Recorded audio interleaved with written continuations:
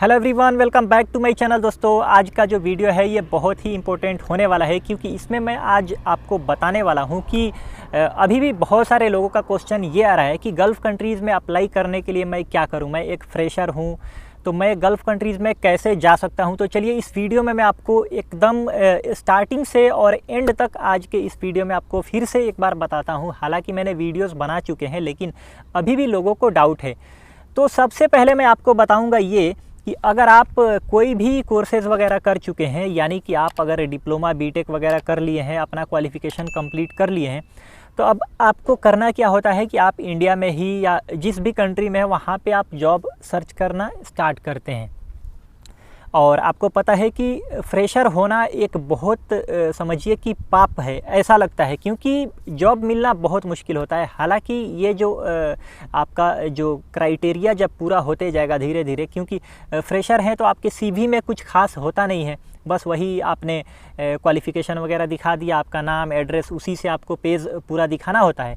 और बाकी आपने ऑटो कैड वगैरह किया, जो भी लेबोरेटरी में आपने फाइनल ईयर में जो आपने प्रोजेक्ट आपका था वो दिखा दिए, और बाकी कुछ आपके पास होता नहीं है। जो ट्रेनिंग किया उसमें कुछ 3-4 लाइन आपने दिखा दिया, तो मुश्किल तो होता है। तो स्टार्टिंग में यही है कि आप कोशिश कीजिए कि जहाँ पे आपके लाइन का जॉब, यानी आपका जो भी ट्रेड है उससे रिलेटेड जॉब कौन से अपने इंडिया में कौन सा जगह पे, कौन सा एरिया में ज़्यादा है, तो बेहतर होगा कि वो पता करके आप उस जगह पे जा कर के और वहाँ पे कॉन्ट्रैक्टर, सब कॉन्ट्रैक्टर लोग होते हैं, उससे जॉब पकड़िए। क्योंकि डायरेक्ट किसी कंपनी में जॉब लगना थोड़ा सा मुश्किल होता है। अगर आपका कॉलेज के थ्रू जॉब लग गया तो बेहतर है, अगर नहीं लगा तो आपको ये तरीका करना ही पड़ता है कि वहाँ पे जा कर के किसी न किसी फ्रेंड के थ्रू या कैसे भी आपको वहाँ पे जाना पड़ सकता है। और एक बात कि आप कभी भी दूसरे पे डिपेंड नहीं रहिए कि मेरे साथ में 2 या 4 बंदे जाएंगे, यानी जो आपके क्लास में पढ़ाई कर रहे हैं वो भी साथ में होना चाहिए। तो अगर आप ऐसा सोचेंगे ना, तो फिर घर पे 1-2 साल 3 साल ऐसे ही निकल जाता है, क्योंकि मैंने ये सारी चीज़ें देखी हुई है। तो आपको स्टार्टिंग में तो थोड़ा सा एक्सपीरियंस के लिए ये करना पड़ेगा। अब रही बात कि आपको गल्फ़ जाना है, तो गल्फ़ में आने के लिए सबसे जो बेसिक रिक्वायरमेंट ये होता है कि आपका गल्फ़ रिटर्न होना चाहिए, यानी कि गल्फ़ का एक्सपीरियंस। मिनिमम क्राइटेरिया ये है, ज़्यादातर तो जो रिक्वायरमेंट आते हैं उसमें यही होता है कि 5 साल का, 4 या 5 साल का गल्फ़ रिटर्न होना चाहिए। आप इंडिया का तो एक्सपीरियंस हटा ही दीजिए। अब उसमें कुछ रिक्वायरमेंट ऐसे आते हैं जिसमें कि मतलब 4-5 साल इंडिया का भी एक्सपीरियंस सिर्फ़ और सिर्फ इंडिया का रहेगा तो भी वो लोग लेते हैं। तो इसी कंपटीशन में, यानी जो 5-10%, 15% जो ये रिक्वायरमेंट आते हैं, इंडिया का जो एक्सपीरियंस वो लोग कंसीडर कर लेते हैं। तो अब इसमें जो रिक्वायरमेंट्स आते हैं इसमें भीड़ ज़्यादा बढ़ जाती है। तो इसके लिए अब आप क्या करेंगे, आप तो जस्ट अभी फ्रेशर हैं, कुछ कहीं पे एक्सपीरियंस थोड़ा बहुत ले लिए, थोड़ा सा काम का जानकारी होने के लिए ले लेंगे तो बेहतर है कि आपको, मतलब कॉलेज से पास आउट होते हैं तो सबसे पहले तो आपको घर पे बैठना नहीं है। बैठ कर के जो लोग गलती करते हैं वो बहुत ही मुश्किल हो जाता है, बाद में आपको कोई रेफरेंस ही नहीं मिलेगा। और ज़्यादातर लोग क्या सोचते हैं, रेफरेंस से ही जॉब ढूंढने की कोशिश करते हैं। भाई, आप घर पे बैठ के रेफरेंस मत लगाइए, कहीं पे निकलेंगे ना वहाँ पे कुछ ना कुछ लोग मिलते हैं जिससे कि आपका लिंक धीरे धीरे बनता है। कहीं ना कहीं आपको लगेगा यहाँ पे वैकेंसी आया है, फिर आपको पता चलता है कि जॉब की वैकेंसीज़ कहाँ पे आ रही हैं, जेन्युइन कंसल्टेंसी है किधर, ये घर पे बैठ के पता नहीं लग पाता है। आप फील्ड में निकलेंगे ना तो उसी टाइप के लोगों से धीरे धीरे मिलते हैं, फिर आपको पता चलता है। तो अब ये तो हो गया कि आप कहीं पे काम कर रहे हैं इंडिया में। अब आपको स्टार्टिंग में ही गल्फ़ जाना है। क्यों?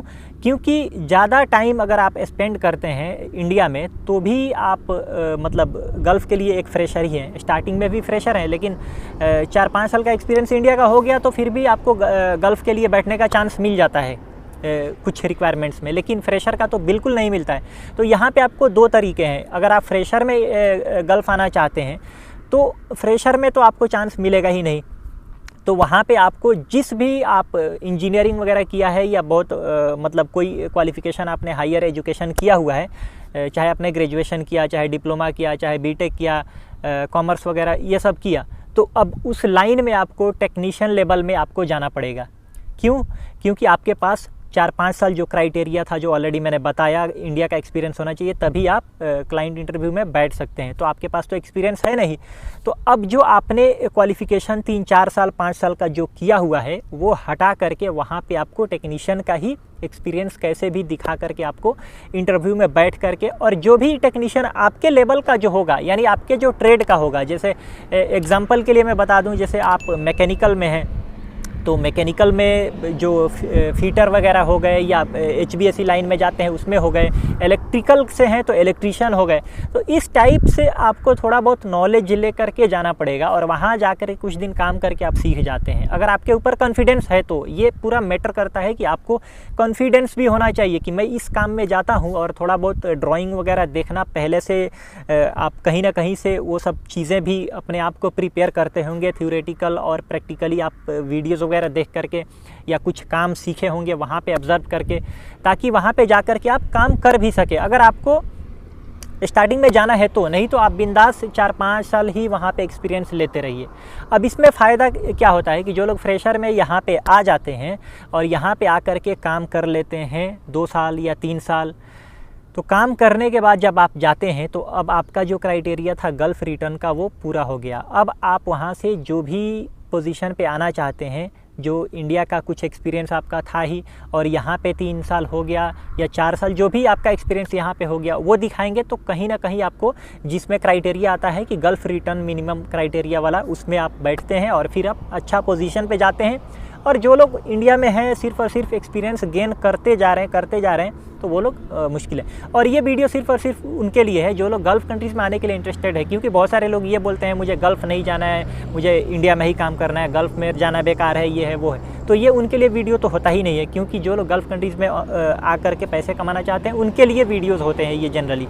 लेकिन लोग उल्टा सीधा कुछ लोग हो जाते हैं कि गल्फ़ में बेकार है। तो भाई बेकार अगर सबके लिए, सब लोग गल्फ़ से जा कर के बैठ जाएगा तो भी बहुत मुश्किल हो जाएगा, या सभी लोग इंडिया से बाहर भी आ जाए, इधर भी आएगा तो इधर भी इंडिया वाला ही रेट एकदम हो जाएगा, इधर भी बहुत मुश्किल हो जाएगा।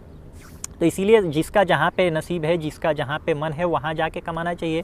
कोई इलीगल काम तो कोई कर नहीं रहा। अच्छा, अब ये बात हो गया, तो टेक्नीशियन लेवल पे आप चले जाते हैं और फिर जब जाते हैं तो आप दोबारा टेक्नीशियन में नहीं जाते हैं। ऐसे मैंने बहुत सारे लोगों को देखा है, जिसमें कि एक मैं आपको एक अपने दोस्त का स्टोरी बताऊंगा जो कि ओमान में ही हैं। तो उनका मैं आपको एक स्टोरी अलग से एक वीडियो बना करके और बता दूंगा कि उनका काम यहाँ का कैसे हुआ था और यहाँ पे कंपनी में आकर के उन्होंने कैसे सुपरवाइज़र के लेवल पे चला गया। तो कभी कभी चांस भी मिल जाता है यहाँ पे आने के बाद और नहीं भी मिलता है, और जब आप रिटर्न जाते हैं तो फिर आते हैं तो अच्छा पोजीशन के लिए आपको आपने सब काम हम देख लिया कि आपने टेक्नीशियन पे ही काम किया, लेकिन वहाँ पे सुपरवाइज़र आता है तो क्या काम करता है, DPR वगैरह कैसे बनाता है, किससे क्या बात करता है, आपसे क्या पूछ रहा है, तो वो तो आपको भी पता है, क्योंकि आपने ऑलरेडी क्वालिफ़िकेशन आपका है और टेक्नीशियन का काम कर रहे हैं। लेकिन आपका इतना बुद्धि तो है कि आप काम को सीख चुके हैं, प्रैक्टिकली भी सीख गए, और जो सुपरवाइज़र आपसे पूछ रहा है, जो भी वहाँ पे आके देख रहा है, वो ऑब्ज़र्व करते हैं तो आपको काम पता चल जाता है। बहुत बड़ा कोई रॉकेट साइंस नहीं होता है। तो ये इजी तरीका होता है आपको फ्रेशर में आने का। और बहुत सारे लोग हैं जो ये बोलते हैं कि रेफरेंस से जॉब लगाना, तो रेफरेंस के चक्कर में आपका टाइम बर्बाद होते रहेगा। ये बहुत ही टफ़ काम है। कुछ लोग होते हैं जो रेफरेंस के थ्रू आ जाते हैं, ठीक है। अब अगर आपका कोई नहीं है जो रेफरेंस पे आपको यहाँ पे बुला सके, तो आप क्या कर सकते हैं, आपको खुद से हाथ पैर चलाना होता है। क्योंकि मैं भी था तो मेरे भैया ऑलरेडी दुबई में थे, लेकिन उनसे भी, उनके कंपनी में भी वही चाहिए, 8 साल का 10 साल का एक्सपीरियंस वाला बंदा चाहिए होता है। तो नहीं हो पाता है, क्योंकि मैनेजर जो होते हैं, अब मैनेजर के अंडर में 20 इंजीनियर काम कर रहे हैं, 25 इंजीनियर काम कर रहे हैं, तो उस मैनेजर के पास अगर कोई रिक्वायरमेंट आता भी है तो मैनेजर अपना लिंक वाला को किसी को बुला लेता होगा। बाकी 20-25 इंजीनियर है, वो भी अपने रिलेटिव को बुलाते हैं, बोलते हैं करने के लिए। तो मैनेजर बोलता है ठीक है हम बताएगा, लेकिन कुछ होता नहीं है। किसी का कभी हो जाता है, तो उसके चक्कर में फिर अपना टाइम बर्बाद करने का फ़ायदा नहीं है। अगर आप किसी के रेफरेंस के थ्रू आना चाहते हैं तो रेफरेंस के थ्रू भी आप ट्राई कीजिए, लेकिन खुद से मेहनत करके सोचिए कि किसी अच्छे कंसल्टेंसी के थ्रू पता करके। और रही बात कि अगर आपको अच्छी कंसल्टेंसी का लिस्ट चाहिए, तो मुंबई में 15 अच्छे कंसल्टेंसीज़ का लिस्ट मैंने ऑलरेडी डाला हुआ है, जहाँ पे वैकेंसीज़ जनरली आप चेक करेंगे तो उन्हीं सारे में पेपर में आपको दिखाई देगा, या लिंक्डइन पे जा कर के देखेंगे तो दिखाई देगा। तो ये एक प्रोसेस था, ऑलरेडी मैंने वीडियोस बनाया था, लेकिन मैंने सोचा कि एक बार फिर से बना दूं। बहुत सारे क्वेश्चंस आ रहे थे इस पे, तो इसीलिए एक बार फिर से मैंने ये बनाया। यही तरीका है आपको कि गल्फ़ कंट्रीज़ में स्टार्टिंग में अगर आपको आना है तो, नहीं तो 4-5 साल बाद आना चाहते हैं तो आराम से वहाँ पे जॉब कीजिए और फिर ट्राई कीजिए। और स्टार्टिंग में आना है तो आप अच्छे पोजीशन पे आना बहुत ही मुश्किल है। तो चलिए दोस्तों, ओके, वीडियो को ख़त्म करते हैं। Thank you very much.